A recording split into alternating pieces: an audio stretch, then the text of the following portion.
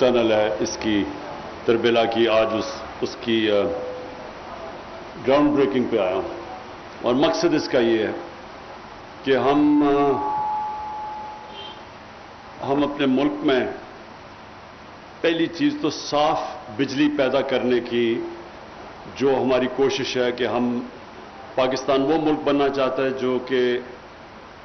जो global warming जो एक बहुत दुनिया को, पाकिस्तान को नहीं, दुनिया को एक बहुत बड़ा सामने मसला आ रहा है ग्लोबल वार्मिंग का।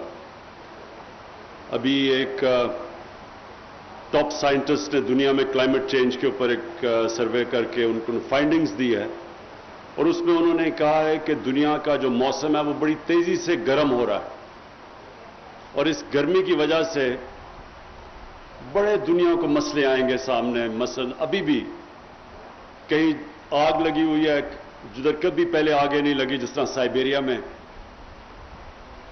कभी इस तरह की आगे भी नहीं लगी।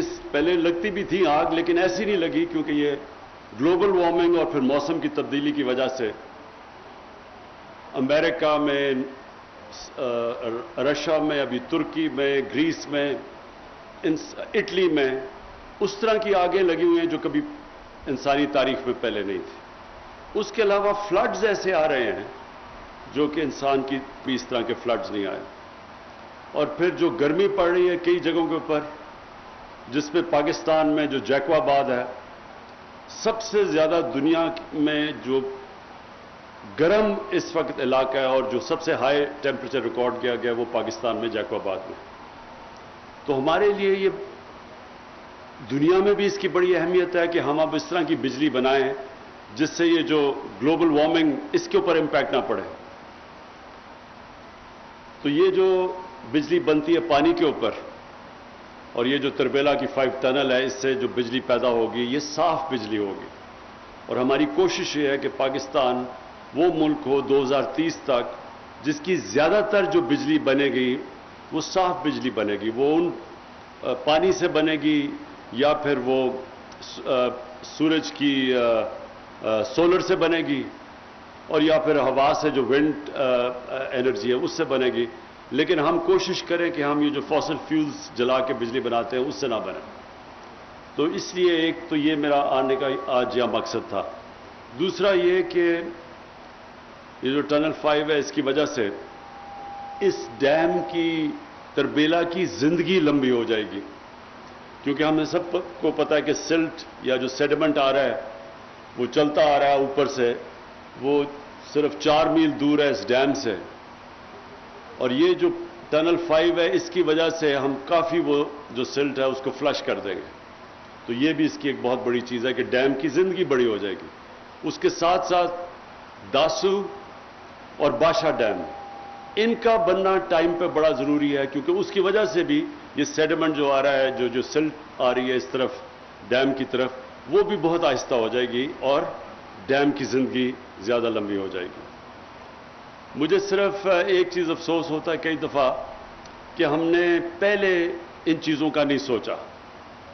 बाशा डैम 1984 में फैसला हुआ था बनाने का, 1984 में, और वो किसी वजह से क्यों नहीं बनी, क्या दूर की सोच किसी में नहीं थी, या शायद जो उसके बाद आए लोग उन्होंने 5-5 साल अपने इलेक्शन का सोचा क्योंकि डैम बनने में टाइम लगता है। तो उसकी वजह से हमारे मुल्क को बड़ा नुकसान पहुंचा। हमें जो आज बिजली हम बना रहे हैं, जो हमने कॉन्ट्रैक्ट साइन किए हुए हैं, वो महंगी तरीन दुनिया की बिजली है। और हमारे बदकिस्मती से कॉन्ट्रैक्ट ऐसे हैं कि चाहे हम वो बिजली का इस्तेमाल करें या ना करें हमें उसका पैसा देना पड़ता है, जिसको कहते हैं कैपेसिटी पेमेंट। अब इसकी वजह से बदकिस्मती से हमारे लोगों को महंगी बिजली मिलती है।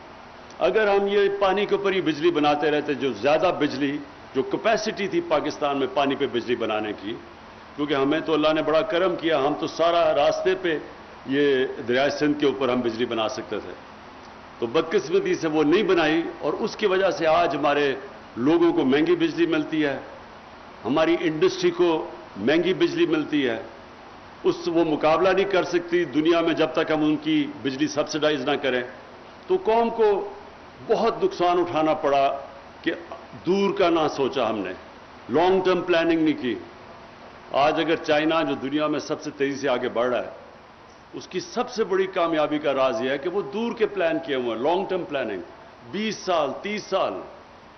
اور ہم نے صرف الیکشن ٹو الیکشن کی پلاننگ کی وجہ سے آج اپنے لوگوں کو اس مشکل میں ڈالا ہوا ہے. ہم یہ بھی ہے کہ ہم نے ہمارے دور میں ہم نے فیصلہ کیا ہے 10 ڈیمز بنانے کا.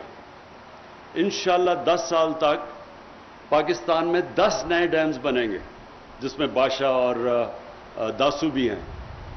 اور یہ 10 ڈیم سے پانی بھی, ہمارے پاس آگے پانی کی بھی کمی آ رہی ہے کیونکہ آبادی بڑھتی جا رہی ہے, اور جب تک ہم ڈیمز نہیں بنائیں گے ہم پانی کو سٹور نہیں کر سکیں گے. سٹور کریں گے تو ہم زیادہ اپنے لوگوں کو پانی دے سکیں گے, اپنے کسانوں کو. ہمارا جو اکثر پانی ہے پاکستان کے دریاؤں میں, وہ 3 یا 4 مہینے میں سارا آتا ہے پانی. 3 یا 4 گلیشیئر بھی پگھلتے ہیں اور بارشیں جو ہماری برسات ہوتی ہے, تو اس میں سارا تقریباً 80% پانی دریاؤں کا ان 3 یا 4 مہینے میں آتا ہے.